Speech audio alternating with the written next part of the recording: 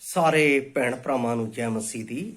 ਅੱਜ ਦੇ ਦਿਨ ਦੇ ਲਈ ਮੈਂ ਧੰਨਵਾਦ ਕਰਦਾ ਹਾਂ ਕਿ ਪ੍ਰਭੂ ਨੇ ਸਾਨੂੰ ਦਿੱਤਾ ਹੈ। ਇਸ ਵਿੱਚ ਅਸੀਂ ਜੋ ਪਰਮੇਸ਼ਰ ਦੇ ਵਚਨ ਦਾ ਅਧਿਐਨ ਕਰਨ ਜਾ ਰਹੇ ਹਾਂ, ਉਸ ਦੇ ਉੱਤੇ ਪ੍ਰਭੂ ਸਾਨੂੰ ਸਮਝਣ ਦੇ ਲਈ ਅਤੇ ਉਸ ਦੇ ਅਨੁਸਾਰ ਸਾਨੂੰ ਚੱਲਣ ਦੇ ਲਈ ਪਰਮੇਸ਼ਰ ਸਾਡੀ ਸਹਾਇਤਾ ਕਰੀਏ। ਆਓ ਇਸ ਵਚਨ ਨੂੰ ਪਹਿਲਾਂ ਪੜ੍ਹਨ ਤੋਂ ਅਸੀਂ ਪ੍ਰਾਰਥਨਾ ਵਿੱਚ ਜਾਈਏ। ਦਿਆਲੂ ਪ੍ਰਭੂ, ਅਸੀਂ ਤੇਰਾ ਧੰਨਵਾਦ, ਤੇਰੀ ਮਹਿਮਾ, ਤੇਰੀ ਵਡਿਆਈ ਕਰਦੇ ਹਾਂ।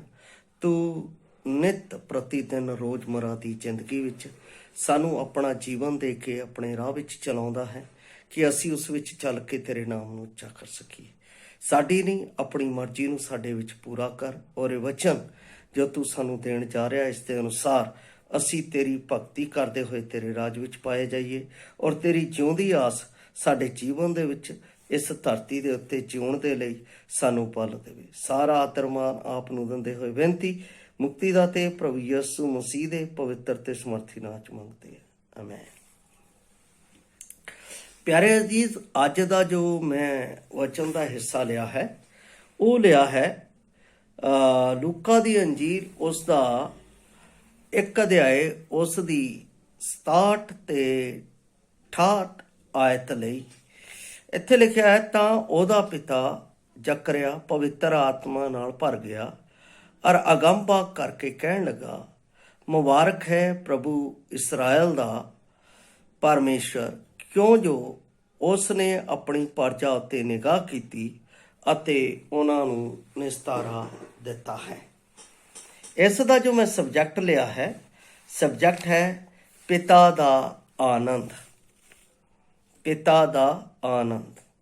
ਇਹ ਬੜੀ ਅਦਭੁਤ ਔਰ ਆਦਰ ਦੀ ਗੱਲ ਹੈ ਕਿ ਜਦੋਂ ਇਸ ਜਗ੍ਹਾ ਦੇ ਉੱਤੇ ਅਸੀਂ ਜ਼ਕਰਿਆ ਦੇ ਬਾਰੇ ਪੜ੍ਹਦੇ ਹਾਂ, ਜ਼ਕਰਿਆ ਦੇ ਬਾਰੇ ਪੜ੍ਹਨਾ ਹੈ ਤਾਂ ਸਾਨੂੰ ਸ਼ੁਰੂ ਦੇ ਵਿੱਚ ਜਾਣਾ ਪਏਗਾ। ਇਸਰਾਇਲ ਦੇ ਵਿੱਚ ਯਾਜਕਾਂ ਦਾ ਇੱਕ ਸਮਾਜ ਸੀ, ਔਰ ਉਹਨਾਂ ਦਾ ਸਮਾਜ ਦਾ ਕੰਮ ਸੀ ਪਰਮੇਸ਼ਰ ਦੇ ਮੰਦਰ ਦੀ ਭਗਤੀ ਕਰਨੀ ਅਤੇ ਜੋ ਭੇਂਟਾਂ ਪਰਮੇਸ਼ਰ ਦੇ ਅੱਗੇ ਪਵਿੱਤਰਤਾ ਦੇ ਲਈ ਚੜਾਈਆਂ ਜਾਂਦੀਆਂ ਸੀ, ਉਹਨਾਂ ਨੂੰ ਪਵਿੱਤਰਤਾ ਦੇ ਨਾਲ ਪਰਮੇਸ਼ਰ ਦੇ ਅੱਗੇ ਅਰਪਿਤ ਕਰਨਾ।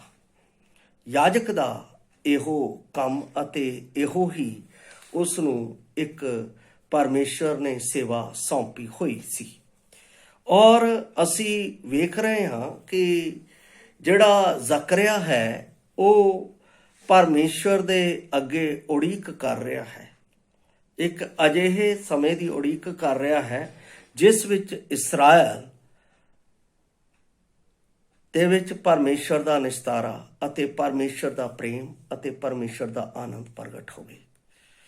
ਔਰ ਇਸ ਜਿਹੜਾ ਜ਼ਕਰਾਇਆ ਸੀ ਉਹ ਪਰਮੇਸ਼ਰ ਦੇ ਅੱਗੇ ਇੱਕ ਭਗਤੀ ਕਰਨ ਵਾਲਾ ਮਨੁੱਖ ਸੀ ਅਤੇ ਪਰਮੇਸ਼ਰ ਦਾ ਭੈ ਆਪਣੇ ਜੀਵਨ ਵਿੱਚ ਰੱਖਦਾ ਸੀ, ਔਰ ਉਸ ਦੇ ਵਿੱਚ ਪਰਮੇਸ਼ਰ ਦੇ ਪ੍ਰਤੀ ਬਹੁਤ ਹੀ ਪਰਮੇਸ਼ਰ ਦੀ ਮਹਿਮਾ ਕਰਨ ਦਾ ਅਤੇ ਪਰਮੇਸ਼ਰ ਦੀ ਵਡਿਆਈ ਕਰਨ ਦਾ ਉਸ ਦੇ ਵਿੱਚ ਮਨ ਭਰਿਆ ਹੋਇਆ ਸੀ।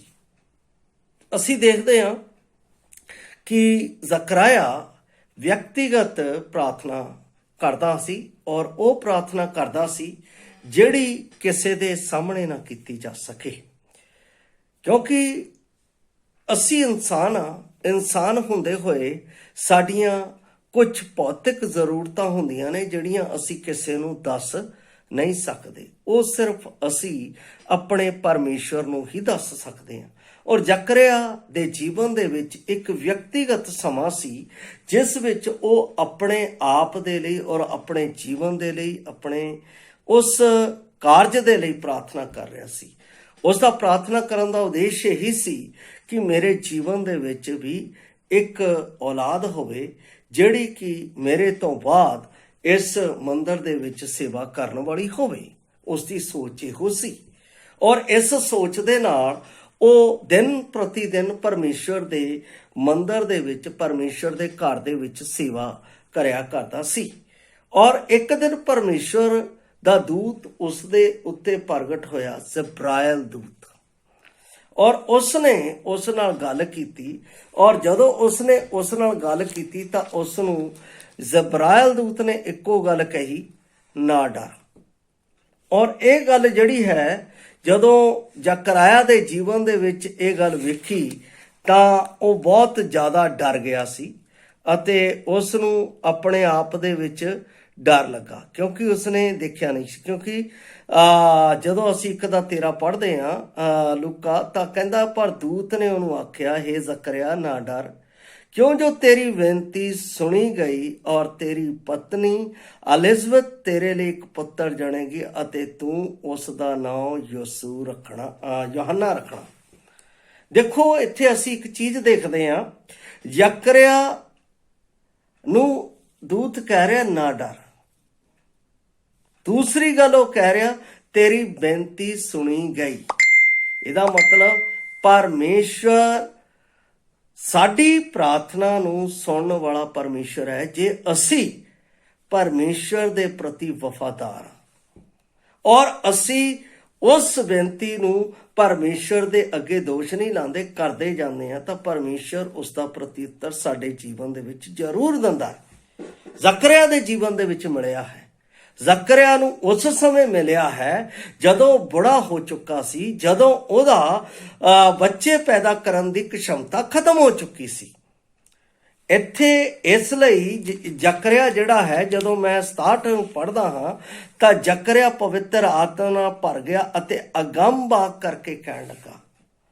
ਦੇਖੋ ਪਵਿੱਤਰ ਆਤਮਾ ਵੀ ਉਹਦੇ ਅੰਦਰ ਕੰਮ ਕਰਦਾ ਹੈ ਜਿਹੜਾ ਪਰਮੇਸ਼ਵਰ ਦੀ ਭਗਤੀ, ਡਰ ਅਤੇ ਭਗਤੀ ਅਤੇ ਪਰਮੇਸ਼ਰ ਦੀ ਮਹਿਮਾ ਅਤੇ ਵਡਿਆਈ ਲਈ ਕਰਦਾ ਹੈ।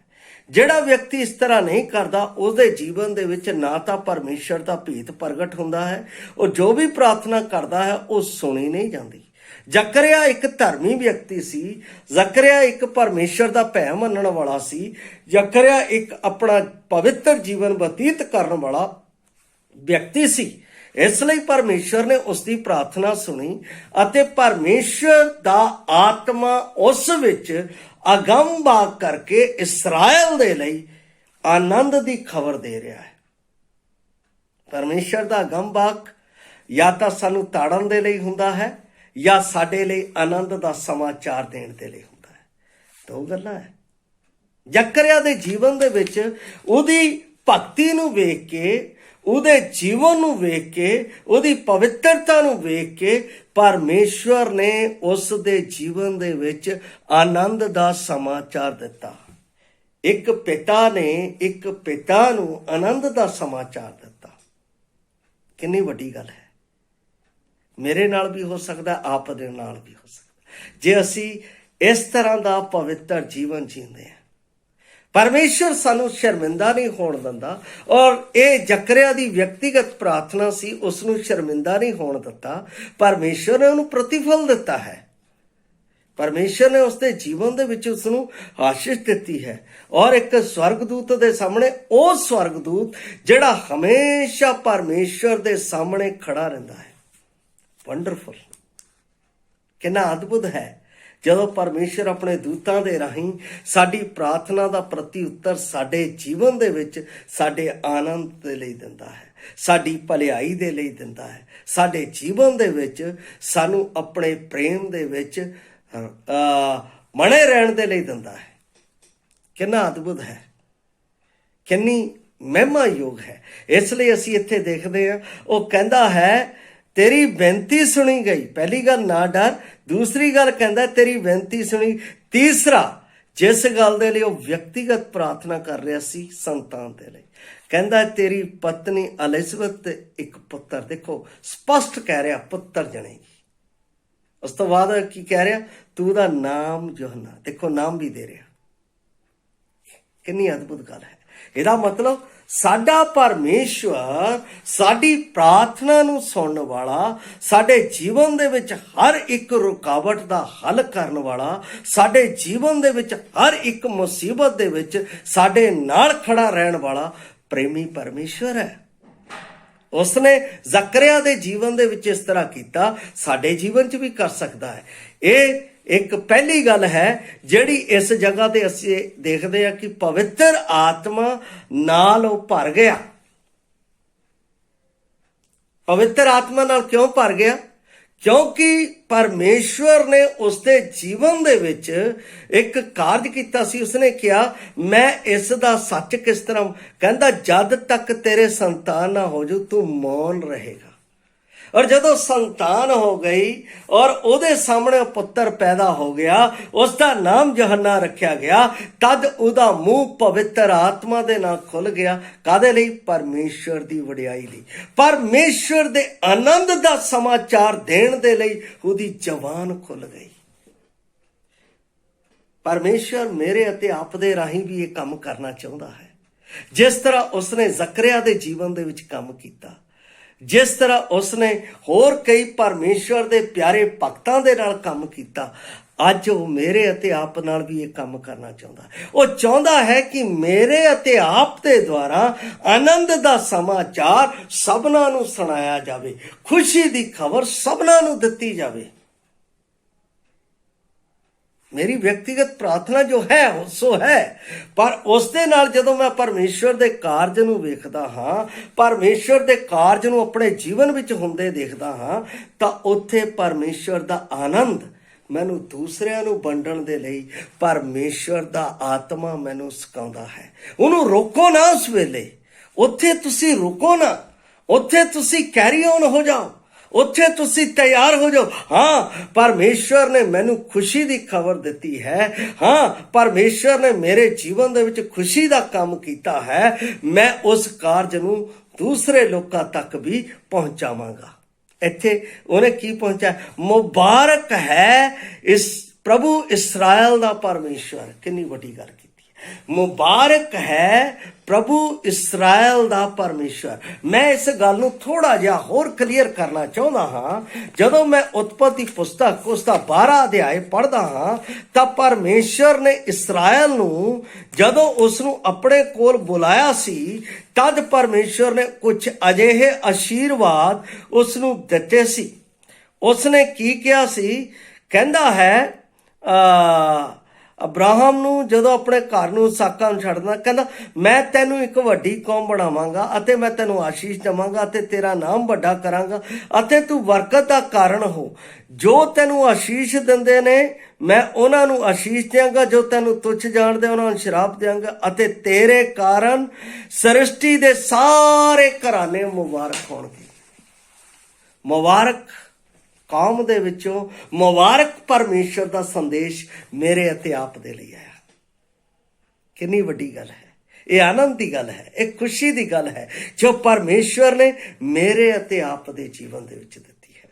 परमेश्वर दा दास पौलुस की कहंदा है जदों असी अफसियां 1:3 पढ़दे हां, कहंदा मुबारक होवे यसु मसीह दा परमेश्वर। देखो फिर कह रहा है मुबारक होवे यसु मसीह दा परमेश्वर, जिने सानू स्वर्गीय थावां दे विच सब प्रकार दियां आत्मक बरकतां नाल बरकत दित्ती। आत्मक बरकतां मतलब जड़ियां कदे खत्म नहीं हुंदियां। आत्मक बरकतां मतलब जड़ियां हमेशा बणियां रहिंदियां। आत्मक बरकतां मतलब स्वर्ग दा खजाना। असीं उहदे विच धनी हां। मैनू अते आप नूं उसने इहदे विच धनी कीता है। ये बड़ी वड्डी गल है। आनंद की गल दे विच, पिता दे आनंद दे विच मैं देखदा हां जकरिया दे जीवन दे विच व्यक्तिगत पिता ने प्रार्थना सुन के उसनूं उत्तर दिता है। व्यक्तिगत प्रार्थना दे विच उसनूं पुत्र दिता है। व्यक्तिगत प्रार्थना दे विच उसनूं एक आदर दा नाम दिता है। व्यक्तिगत प्रार्थना दे विच परमेश्वर ने उहदे मूँह नूं आनंद दे शब्दां नाल भर दिता है। एक सिस्टम, एक लड़ी चल रही है मेरे अते आप दे लई। एक खुशी साडे जीवन, भावें असी किन्ने भी दुखी होइए, भावें असी किन्ने भी अपना लाचार होइए, भावें असी किहो जिहियां परिस्थितियां, पर परमेश्वर दा आनंद मेरे अते आप दे जीवन च है। वो की है कि उसने मैनूं पाप तो छुड़ा दिता है। मुबारक है साडे प्रभु यसु मसीह दा परमेश्वर। सचमुच मुबारक है वो पिता, वो परमेश्वर मुबारक, क्योंकि उसने आनंद दा समाचार अपने प्यारे पुत्र नूं मेरे पापां लई दे दिता है। ये आनंद दा समाचार है। इस तो वड्डा आनंद की हो सकता है? इस तो वड्डी खुशी की हो सकती है कि उन्हें ਮੇਰੇ ਪਾਪਾਂ ਦੇ ਬਦਲੇ, ਕਿਉਂਕਿ ਇਹੀ ਤਾਂ ਕਹਿ ਰਿਹਾ ਇਸਰਾਇਲ ਦਾ ਪਰਮੇਸ਼ਰ, ਕਿਉਂ ਜੋ ਉਸਨੇ ਆਪਣੀ ਪ੍ਰਜਾ ਉੱਤੇ ਨਿਗਾਹ ਕੀਤੀ ਹੈ, ਮੇਰੇ ਉੱਤੇ ਨਿਗਾਹ ਕੀਤੀ, ਆਪ ਉੱਤੇ ਨਿਗਾਹ ਕੀਤੀ, ਸਾਰੇ ਸੰਸਾਰ ਦੇ ਮਨੁੱਖ ਜਾਤੀ ਉੱਤੇ ਨਿਗਾਹ ਕੀਤੀ ਜਿਹੜੇ ਪਾਪ ਵਿੱਚ ਫਸੇ ਹੋਏ ਸੀ।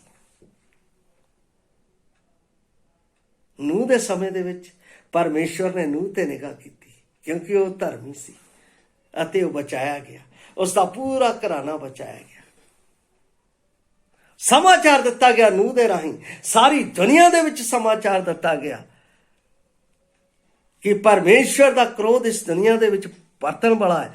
ਤੁਸੀਂ ਅੱਜ ਤੌਬਾ ਕਰ ਲਓ, ਆਪਣੇ ਆਪ ਨੂੰ ਸੁਰੱਖਿਅਤ ਕਰ ਲਓ, ਕਿਉਂਕਿ ਉਹ ਦਿਨ ਆਉਣ ਵਾਲਾ ਹੈ, ਉਹ ਵਿਨਾਸ਼ ਦਾ ਸਮਾਂ ਹੋਏਗਾ। ਫਿਰ ਸਾਨੂੰ ਪਛਤਾਉਣ ਦਾ ਮੌਕਾ ਨਹੀਂ ਮਿਲੇਗਾ। ਅਸੀਂ ਗਾਣਾ ਵੀ ਗਾਉਂਦੇ, ਤੌਬਾ ਕਰ ਲੈ ਯਿਸੂ ਨੇ ਆਉਣਾ, ਫੇਰ ਨਾ ਤੂੰ ਪਛਤਾਉਣਾ।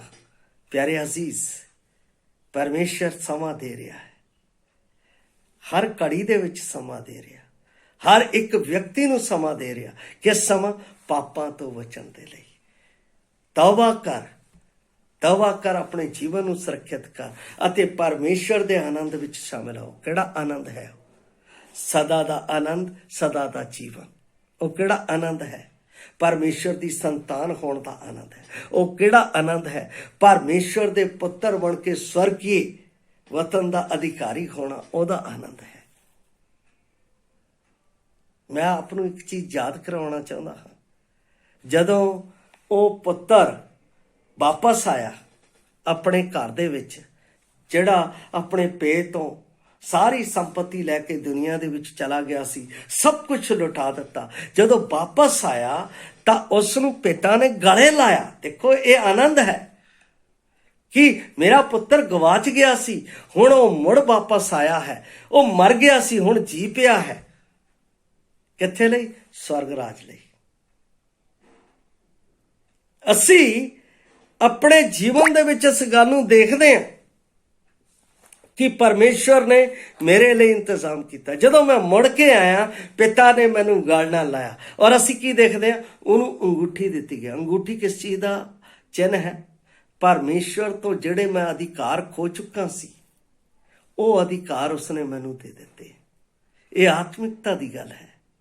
ਉਹ ਅਧਿਕਾਰ ਮੈਨੂੰ ਦਿੱਤੇ। ਮੈਂ ਉਹਦੇ ਪੁੱਤਰ ਬਣਨ ਦੇ ਯੋਗ ਨਹੀਂ ਸੀ, ਉਹਨੇ ਮੈਨੂੰ ਪੁੱਤਰ ਬਣਾ ਲਿਆ। ਹੇ ਅੱਬਾ, ਹੇ ਪਿਤਾ ਕਹਿਣ ਵਾਲਾ ਬਣਾ ਲਿਆ ਹੈ। ਮੈਂ ਸਵਰਗ ਦਾ ਅਧਿਕਾਰੀ ਨਹੀਂ ਬਣ ਸਕਦਾ ਸੀ, ਸਵਰਗ ਦਾ ਅਧਿਕਾਰੀ ਬਣਾ ਲਿਆ ਹੈ। ਮੇਰੇ ਕੋਲ ਪਰਮੇਸ਼ਰ ਦਾ ਸੱਚਾ ਪ੍ਰੇਮ ਅਤੇ ਸੱਚਾ ਆਨੰਦ, ਉਹ ਆਨੰਦ ਅਤੇ ਸੱਚਾ ਪ੍ਰੇਮ ਦੇ ਦਿੱਤਾ ਹੈ। ਇਹਦਾ ਮਤਲਬ ਉਸ ਪਰਮੇਸ਼ਰ ਦਾ ਧੰਨਵਾਦ ਹੈ। ਉਹ ਪਰਮੇਸ਼ਰ ਮੁਬਾਰਕ ਹੈ ਜਿਸ ਨੇ ਮੇਰੇ ਜੀਵਨ ਦੇ ਵਿੱਚ ਇਹ ਆਨੰਦ ਦਾ ਸਮਾਚਾਰ ਦੇ ਦਿੱਤਾ ਹੈ। ਕਿ ਮੈਂ ਉਸ ਦੇ ਉੱਤੇ ਵਿਸ਼ਵਾਸ ਕਰਕੇ ਚੱਲ ਰਿਹਾ, ਕਿ ਮੈਂ ਵਿਸ਼ਵਾਸ ਦੇ ਵਿੱਚ ਉਸ ਦੇ ਨਾਲ ਬਣਿਆ ਹੋਇਆ।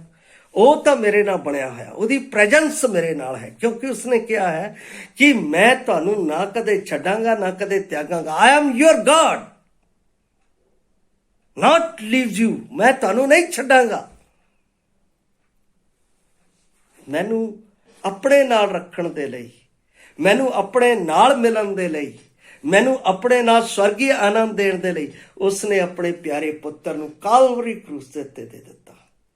ਜ਼ਕਰਿਆ ਇਹੋ ਕਹਿ ਰਿਹਾ ਹੈ, ਕਹਿੰਦਾ ਹੈ ਨਿਗਾਹ ਕੀਤੀ, ਉਹਨੇ ਮੇਰੇ ਉੱਤੇ ਨਿਗਾਹ ਕੀਤੀ, ਮੈਂ ਪਾਪ ਦੇ ਵਿੱਚ ਫਸ ਅਤੇ ਉਹਨਾਂ ਨੂੰ ਨਿਸਤਾਰਾ ਦਿੱਤਾ ਹੈ। ਮੈਨੂੰ ਸੱਚਮੁੱਚ ਨਿਸਤਾਰਾ ਦਿੱਤਾ ਹੈ। ਮੇਰੇ ਪਰਮੇਸ਼ਵਰ ਨੇ ਆਪਣੇ ਪਿਆਰੇ ਪੁੱਤਰ ਪ੍ਰਭੂ ਯਿਸੂ ਮਸੀਹ ਵਿੱਚ ਮੈਨੂੰ ਯਕੀਨੀ ਮੁਕਤੀ ਦਿੱਤੀ ਹੈ। ਮੈਂ ਉਸ ਨੂੰ ਭੁੱਲ ਨਹੀਂ ਸਕਦਾ। ਮੈਂ ਉਸ ਨੂੰ ਕਦੇ ਆਪਣੇ ਜੀਵਨ ਦੇ ਵਿੱਚ ਨਹੀਂ ਛੱਡ ਸਕਦਾ। ਕਿਉਂ? ਕਿਉਂਕਿ ਮੇਰੇ ਆਪਣੇ ਮੇਰੇ ਲਈ ਜੀਵਨ ਨਹੀਂ ਸੀ ਦੇ ਸਕਦੇ। ਮੇਰੇ ਆਪਣੇ ਮੈਨੂੰ ਪਾਪ ਤੋਂ ਨਹੀਂ ਸੀ ਬਚਾ ਸਕਦੇ। ਮੇਰੇ ਆਪਣੇ ਮੇਰੇ ਲਈ ਉਸ ਕਰੂਸ ਦਾ ਦੁੱਖ ਉਠਾਉਣ ਦੇ ਲਈ ਨਹੀਂ ਚੱਲ ਸਕਦੇ ਸੀ, ਪਰ ਮੇਰੇ ਲਈ ਪਰਮੇਸ਼ਰ ਨੇ ਆਪਣੇ ਪਿਆਰੇ ਪੁੱਤਰ ਨੂੰ ਦਿੱਤਾ, ਜਿਹੜਾ ਮੇਰੇ ਲਈ ਉਸ ਕਾਲਵਰੀ ਕਰੂਸ ਦੇ ਉੱਤੇ ਚੱਲ ਕੇ ਗਿਆ ਅਤੇ ਇੱਕ ਇੱਕ ਦੁੱਖ ਨੂੰ ਮੇਰੇ ਲਈ ਚੱਲ ਲਿਆ। ਕਾਹਦੇ ਲਈ? ਪਾਪਾਂ ਤੋਂ ਨਿਸਤਾਰਾ ਦੇਣ ਦੇ ਲਈ। ਅੱਜ ਮੈਂ ਮੁਕਤ ਹਾਂ ਪਾਪ ਤੋਂ, ਪਰਮੇਸ਼ਰ ਪੁੱਤਰ ਪ੍ਰਭੂ ਯਿਸੂ ਮਸੀਹ ਦੇ ਰਾਹੀਂ। ਇਸ ਲਈ ਜਿਸ ਤਰ੍ਹਾਂ ਜ਼ਕਰਿਆ ਦੇ ਮੂੰਹ ਦੇ ਵਿੱਚ ਪਰਮੇਸ਼ਰ ਦਾ ਆਨੰਦ ਦਾ ਧੰਨਵਾਦ ਨਿਕਲ ਰਿਹਾ, ਮੇਰੇ ਮੂੰਹ ਦੇ ਵਿੱਚੋਂ ਵੀ ਨਿਕਲਦਾ ਹੈ। ਧੰਨਵਾਦ ਪਰਮੇਸ਼ਰ ਤੇਰਾ, ਅੱਜ ਮੈਂ ਤੇਰੇ ਆਨੰਦ ਨੇ ਨਾਲ ਤੇਰੇ ਵਿੱਚ, ਤੇਰੇ ਪੁੱਤਰ ਦੇ ਵਿੱਚ ਆਨੰਦਿਤ ਹਾਂ। ਪੌਲਸ ਜਿਸ ਗੱਲ ਦੀ ਗੱਲ ਕਹਿੰਦਾ ਹੈ, ਆਨੰਦਿਤ ਹੋਵੋ, ਮੈਂ ਫਿਰ ਕਹਿੰਦਾ ਆਨੰਦਿਤ ਹੋਵੋ। ਕਿਉਂ? ਕਿਉਂਕਿ ਉਸਨੇ ਆਪਣਾ ਆਨੰਦ ਮੈਨੂੰ ਦੇ ਦਿੱਤਾ ਹੈ। ਉਸ ਆਨੰਦ ਨੂੰ, ਉਹਦੀ ਆਮਦ ਤੱਕ ਫੜੀ ਰੱਖੋ। ਉਸ ਨਿਸਤਾਰੇ ਨੂੰ ਜੋ ਉਸਨੇ ਮੇਰੇ ਲਈ ਦਿੱਤਾ, ਉਸ ਨੂੰ, ਉਹਦੀ ਆਮਦ ਤੱਕ ਫੜੀ ਰੱਖੋ, ਤਾਂ ਕਿ ਜਦੋਂ ਆਵੇ ਤਾਂ ਅਸੀਂ ਉਸ ਆਨੰਦ ਵਿੱਚ ਸ਼ਰੀਕ ਹੋ ਕੇ ਪਰਮੇਸ਼ਰ ਦੀ ਮਹਿਮਾ ਆਪਣੇ ਜੀਵਨ ਦੇ ਵਿੱਚ ਅਧਿਕਾਈ ਨਾਲ ਕਰੀਏ। ਸੱਚਮੁੱਚ ਇਹ ਪਿਤਾ ਦਾ ਆਨੰਦ ਹੈ। ਪਿਤਾ ਨੇ ਮੈਨੂੰ ਦਿੱਤਾ ਹੈ ਆਪਣੇ ਪੁੱਤਰ ਪ੍ਰਭੂ ਯਿਸੂ ਮਸੀਹ ਵਿੱਚ। ਕੀ ਤੁਸੀਂ ਇਹ ਆਨੰਦ ਪਾ ਲਿਆ ਹੈ? ਜੇ ਪਾ ਲਿਆ ਹੈ ਤਾਂ ਉਸ ਆਨੰਦ ਵਿੱਚ ਵਧੋ। ਜੇ ਨਹੀਂ ਪਾਇਆ ਹੈ ਤਾਂ ਮੇਰੇ ਭਾਈ, ਮੇਰੇ ਭੈਣ, ਬਜ਼ੁਰਗ, ਆਪ ਦੇ ਕੋਲ ਅੱਜ ਸਮਾਂ ਹੈ ਇਸ ਆਨੰਦ ਨੂੰ ਪ੍ਰਾਪਤ ਕਰਨ ਦੇ ਲਈ। ਇਹ ਆਨੰਦ ਕਿੱਦਾਂ ਮਿਲ ਸਕਦਾ ਹੈ?